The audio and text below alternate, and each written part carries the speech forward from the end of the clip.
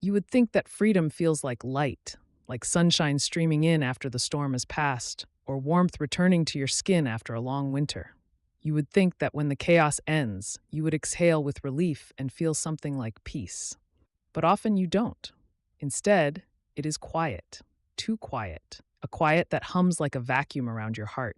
It has no comfort, no song, no softness, just stillness, like a room no one has entered in years. And the strange part is, it doesn't hurt.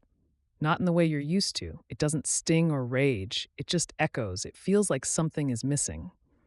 And the mind tries to name that missing piece. It says, maybe it was them. Maybe it was the bond. Maybe I made a mistake.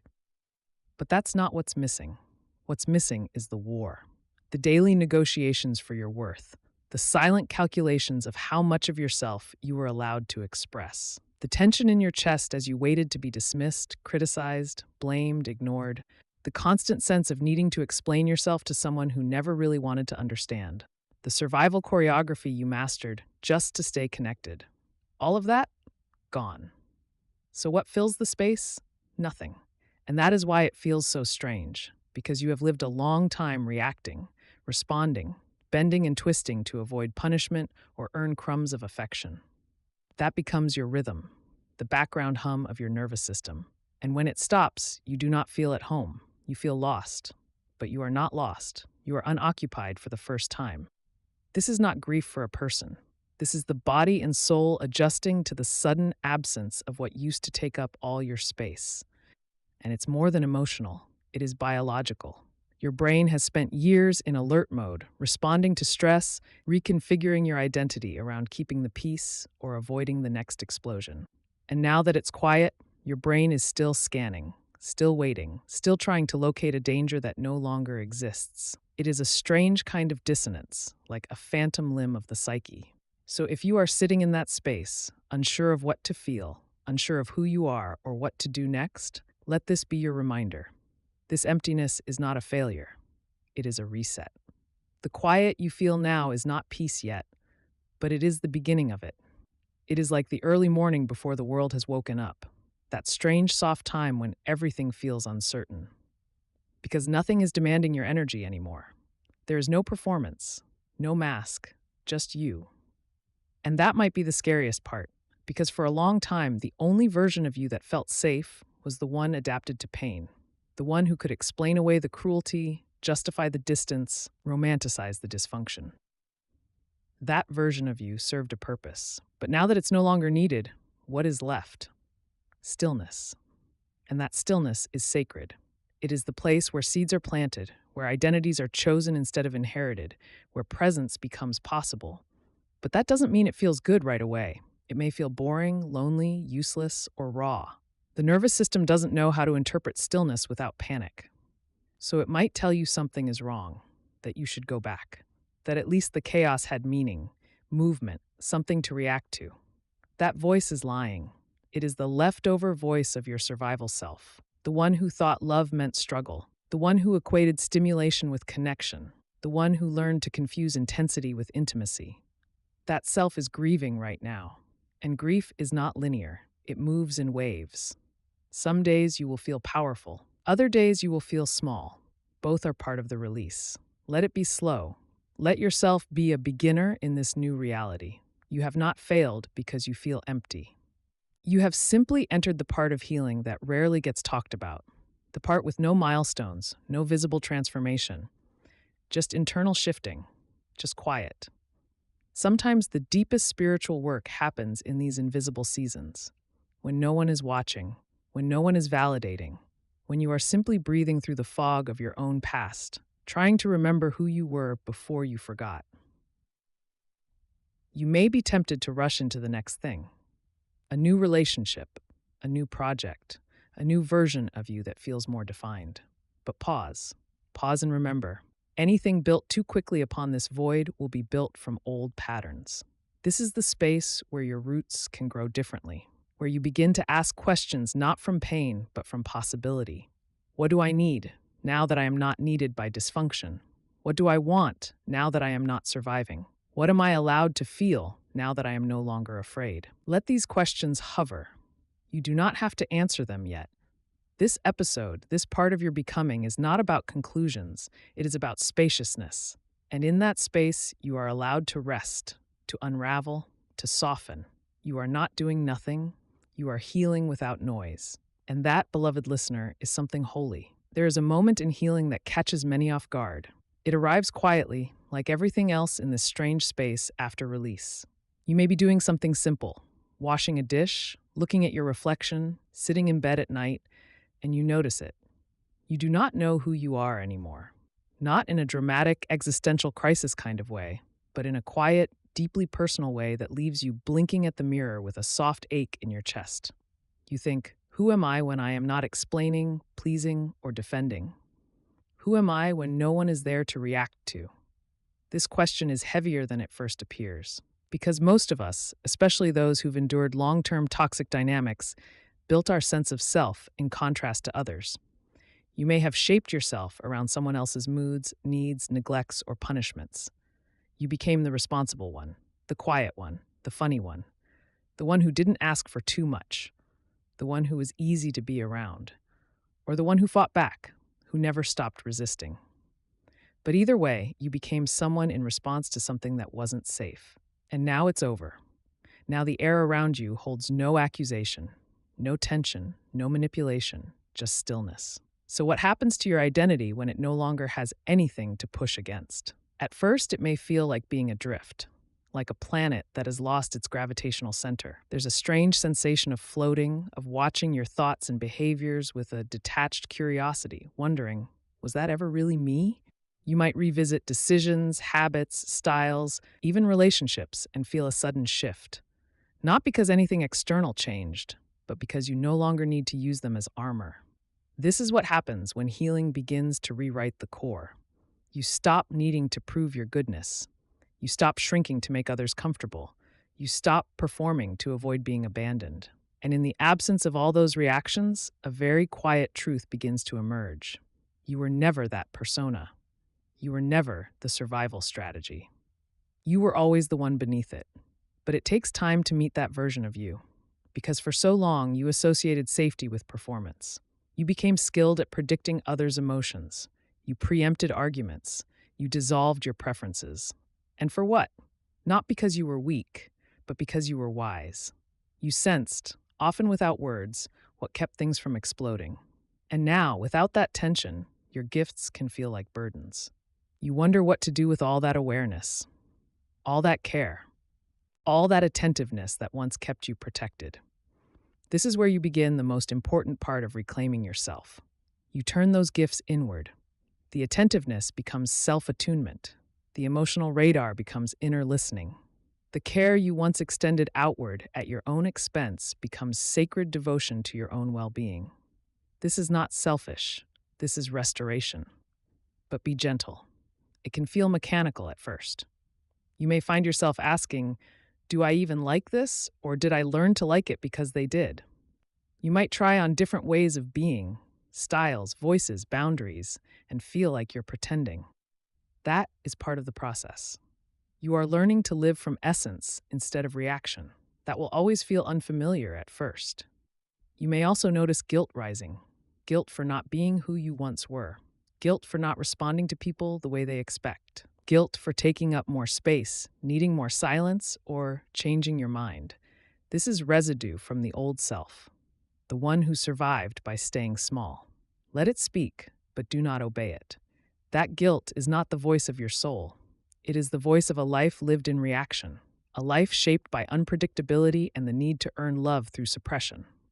But you are allowed to disappoint old versions of yourself in service of truth. You are allowed to confuse others by becoming more whole. You are allowed to reintroduce yourself to the world without needing a title, a defense, or a clean backstory. You are allowed to be in progress. In this in-between space, where the old self has crumbled, but the new self has not yet fully formed, it is easy to mistake emptiness for absence. But this is not absence. This is emergence. The same way the moon is still there during the day, even when you cannot see it, you are still here. You are simply becoming visible again. It may help to ground yourself in small, gentle truths, not roles, not traits, but truths. Like, I am allowed to take my time. I am someone who listens. I am someone who notices beauty. I am someone who rests. These may seem like simple things, but they are the foundation of identity that is no longer based on how well you survive someone else's mistreatment. They are not reactive, they are generative. They come from within, and they are yours. This space you're in now, this strange, soft void, is not the end of your story. It is the moment the ink touches the page again. Only this time, it is your hand holding the pen, your breath choosing the rhythm, your heart deciding which words matter. You are not missing. You are emerging. And the more you let yourself unfold without explanation, the more your true self will reveal itself in unexpected ways. Through laughter that surprises you, through silence that soothes you, through choices that honor the life you want to live, not the life you had to endure. So take your time. No one is rushing you. No one is measuring your pace. This is your reintroduction to yourself, and you are allowed to meet who you are becoming without needing to explain who you were. It might sound strange to say that you could miss the very thing that hurt you, that a part of you could long for the person, the place, the pattern that once held you captive. But healing is rarely clean, and grief, more than anything, is honest. There is no shame in missing the mess, even if it cost you your clarity, even if it made you question your worth, even if it bruised your nervous system over and over. It was still what you knew. It was the rhythm of your days, the shape of your identity, the structure your emotions revolved around.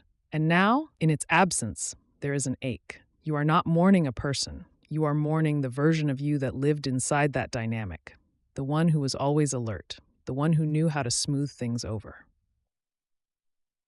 the one who always had an emotional contingency plan. That version of you was exhausting, yes, but also familiar. And now that she is no longer needed, now that she is stepping down, there is a quietness that feels unnatural, like something has been amputated. But it wasn't a limb, it was the chaos. And chaos, as terrible as it was, gave you a role to play. It gave you something to fix, something to decode, something to chase. It made your days full, even if they were full of tension. It gave your mind 1,000 puzzles to solve, even if those puzzles were impossible. It created motion. And motion, even when it is running in circles, can feel like purpose. That is what you're grieving now. Not the harm, not the pain, but the momentum. The strange kind of momentum that made you feel alive, through intensity, through confrontation, through emotional highs and lows that left your heart disoriented but alert. You were always doing something, always tending to someone else's wounds, always managing someone else's energy, always strategizing how to keep the connection alive. And now there is no strategy left, no management, no saving, just air.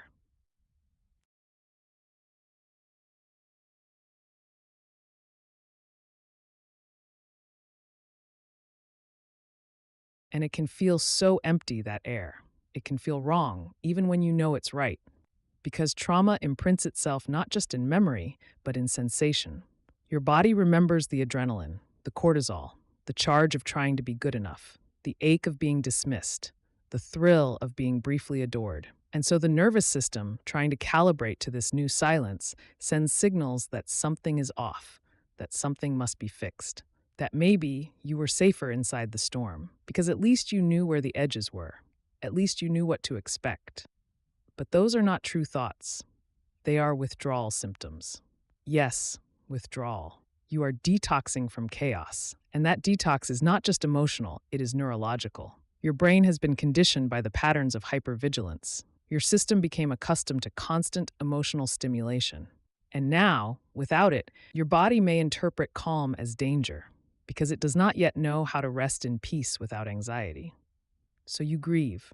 You grieve what was, even if it was harmful. You grieve what it cost you. You grieve how much of your identity was built in response to it. And grief, though it can feel heavy, is not weakness. It is the soul catching up to the truth. It is your inner being processing the loss of a known world, even if that world was hurting you. This grief does not mean you want to go back. It means you are healing honestly. You are allowing yourself to feel without filtering. You are telling the truth about how much effort it took to survive, and how strange it feels to no longer have to try. There may be days when the silence feels unbearable, When you find yourself replaying moments of the past, imagining what you could have said differently, or mourning the good memories that were real, even if they were brief, this is normal. It is not regression, it is integration. Let those feelings move through you. Let the tears come, even if they make no sense. Let your body shake if it needs to. Let the ache speak without rushing to silence it. Because beneath the grief is something sacred, something incredibly brave. It is the truth that you were real in a false connection, that you loved deeply in a space that could not hold it, that you showed up with your whole heart in a place that only wanted parts. And now, you are learning to be whole again. That wholeness will not come from bypassing this grief. It will come from sitting with it, from allowing it, from listening to it like an old friend who's trying to help you remember something important, like the fact that you never needed to earn love through chaos, like the fact that your depth was never too much. It was simply given to someone who could not hold it. Like the fact that the version of you shaped by survival was stunning, but now it is time for something new. Let yourself miss it. Let yourself mourn it. Let yourself feel strange and unfinished, because that is how healing unfolds, not in straight lines, but in spirals. And every spiral has a point where it feels like you are back where you started, but you are not. You are circling from a higher place, from a deeper awareness, from a heart that is slowly, gently remembering its own rhythm apart from dysfunction. You are grieving the noise, but you are also making room for stillness. You are releasing the roles, but you are also reclaiming your truth. And in time, this grief will not feel like emptiness. It will feel like clarity, like relief, like space. And into that space, something new will grow, something real, something that does not depend on chaos to feel alive. There comes a point in healing when the silence stops being dramatic and starts being steady. And strangely, that's when it gets harder, not easier, because at first, the silence is shocking. It feels unnatural. It feels like something is missing. But eventually, the mind stops protesting. The emotions settle. The ache softens. And what remains is quiet. A quiet that doesn't echo with grief or tension. A quiet that simply is. For many people, this is the hardest place to stay. Because silence, when you've lived in chaos, can feel like absence, like nothing is happening, like life has paused and forgotten to press play again. And in a culture addicted to movement, progress, and constant stimulation, stillness can feel like failure. But it is not failure. It is invitation. This part of your healing is where depth begins to form, where space becomes sacred, where you are no longer reacting, rebuilding, grieving, or surviving. You are simply being. And for a nervous system trained by trauma, that might feel unbearable. Because here's the truth. When all the noise is gone, the only thing left to face is yourself. No conflict to manage, no emotional storm to navigate, no invisible threat to anticipate. Just your own breath, your own thoughts, your own presence. And that can be terrifying. Not because there's anything wrong with you, but because you've rarely been alone with your inner life without needing to filter it for someone else, without adjusting it to keep the peace, without scanning it for flaws before it gets weaponized. To sit in quiet is to meet yourself without agenda, and that is deeply vulnerable. It means watching emotions rise without rushing to distract from them. It means noticing how often your mind looks for someone to fix, something to do, somewhere to go. It means feeling urges to perform or produce, and choosing not to obey them. It means learning how to exist without a script. This space is not glamorous. It is not shareable. It will not impress anyone. But it is holy. Because it is here, in the absence of reaction, that truth begins to whisper. You start to notice what you like, not what you were told to like, or what was safe to like, but what genuinely lights something inside you. You start to notice how your body feels when you're not performing. You start to catch glimpses of a rhythm that is slow, grounded, and real. But it takes time.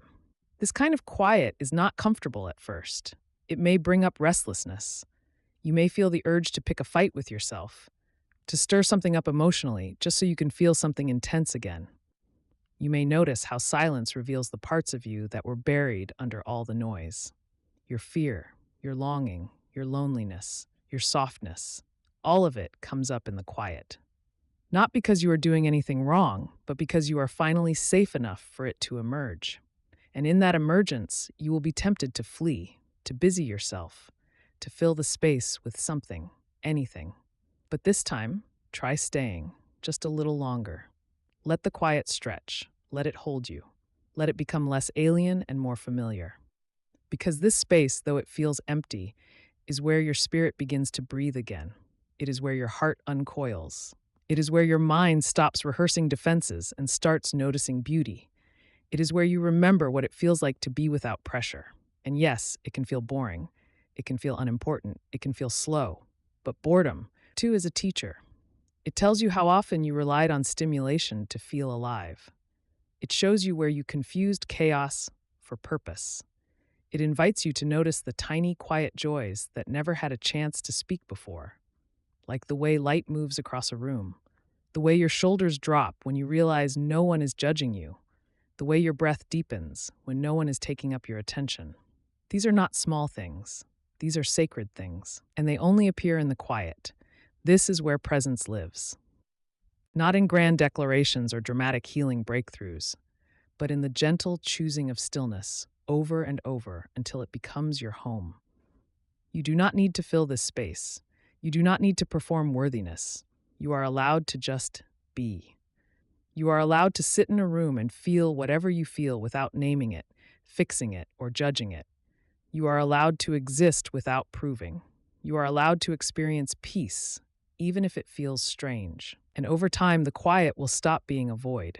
It will start to feel like ground. Not the shaky kind that trauma gave you, not the conditional kind that chaos demanded, but the solid, rooted kind that comes from being fully with yourself. Not running, not distracting, not needing to be anything more than you are. Just this. Just now. Just being. So if today you find yourself in that kind of quiet, the kind that feels empty or useless or hard to name, know this. You are not wasting time. You are not falling behind. You are not disappearing. You are healing in a way that cannot be rushed. And this quiet, this is your new soil. The roots are forming. You just cannot see them yet. Something strange happens when you are no longer living for someone else's gaze. At first, it feels like freedom, and then it feels like confusion. Because for a long time, your choices, your tone, even your posture might have been unconsciously calibrated to the presence of another. Someone who needed you to be a version of yourself that was digestible, impressive, or small enough to control. And once that presence is gone, so too is the feedback loop that told you who to be. So what do you do when there's no one to impress, no one to protect yourself from, no one to decode or entertain or placate? You start to live without an audience. And at first, that can feel like invisibility. It can feel like you disappeared because your identity had been built in contrast, in reflection, in response. But this is not erasure. This is emergence. And it does not require performance. In fact, it requires the opposite. To truly become, you have to stop performing. You have to let go of the identity you curated to be loved, accepted, or safe. The smile that hid exhaustion. The competence that kept you from asking for help. The forgiveness that was expected long before your heart was ready to offer it. The humor you used as armor. The quiet you wore like camouflage.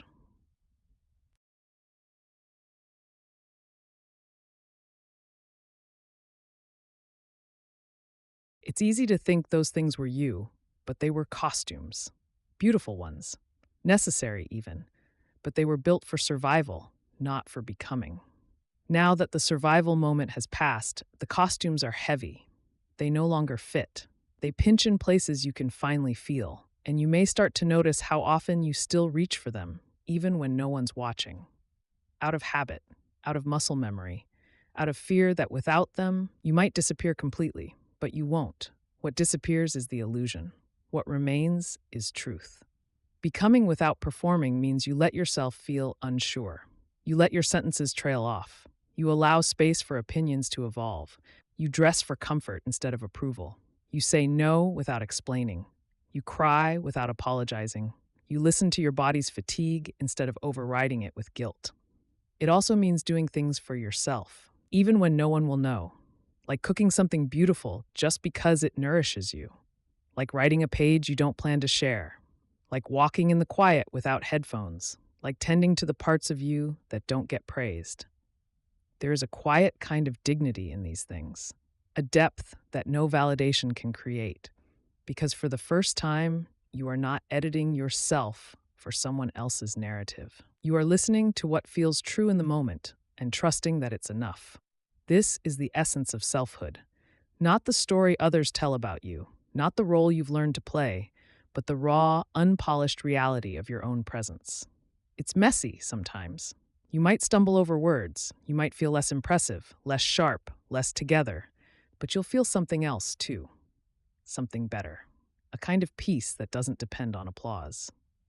A kind of confidence that isn't fragile. A sense of worthiness that does not rise or fall with others' approval. This is the heart of real becoming. It doesn't need an audience. It doesn't need a resume. It doesn't even need a plan. It just needs permission. Permission to try things and not be good at them. To rest when nothing is wrong. To change your mind. To unlearn excellence as your identity. To say yes because you want to, not because you're afraid to say no. You are allowed to exist without performing recovery. You are allowed to heal without narrating every step. You are allowed to enjoy your life without explaining how hard it used to be. Let this be your quiet rebellion. Not against others, but against the old pressure to make your becoming visible and impressive. It does not have to be either. It can be subtle, it can be slow, it can be mostly private. Because your worth is not in how inspiring your story is. It is in your breath, your being, your choice to stay soft in a world that tried to harden you. You don't have to do anything spectacular to justify your healing. You are not a project. You are not a performance. You are a presence, and that is enough. When you learn to live without performing, you begin to feel life from the inside out instead of the outside in. You begin to sense your own rhythm, your own voice, your own strange and beautiful needs. You begin to move at a pace that makes sense to you, not one inherited from those who didn't understand you. It is not always easy. There may be days when you miss the predictability of performing. There may be moments when you want to slip back into the roles that used to win you love. But love that requires performance is not love. It is a transaction. And you were made for more. You were made to be known, not just seen. To be felt, not just observed. To be held, not just praised. Let that be enough today. Not the old mask, not the old role, not the performance. Just you, here, now, breathing in your own presence. Learning that you do not have to do anything to deserve your own care. You are allowed to become, quietly. And that quiet is sacred. There's a moment in the silence when something finally clicks. Not loudly, not all at once, but gently, like a shift in the wind. You are sitting in the quiet again, maybe on a floor, or in your car, or lying in your bed where the dark feels thick and the stillness feels endless. And for the first time, you notice something. You are still here. You are still breathing, and nothing is wrong. The grief may still ripple through you. The confusion may still surface. But the chaos is gone. And what has taken its place is not emptiness. It only looked like emptiness because you were used to being occupied by noise, by demands, by fear, by the constant call to keep proving, performing, fixing, or surviving. Now that space is clear, and at first it frightened you. It made you think something had gone wrong, that something had been lost. But nothing essential was lost. What was lost was the illusion that your life had to be filled with someone else's noise to mean something. You are not lost. You are unoccupied for the first time.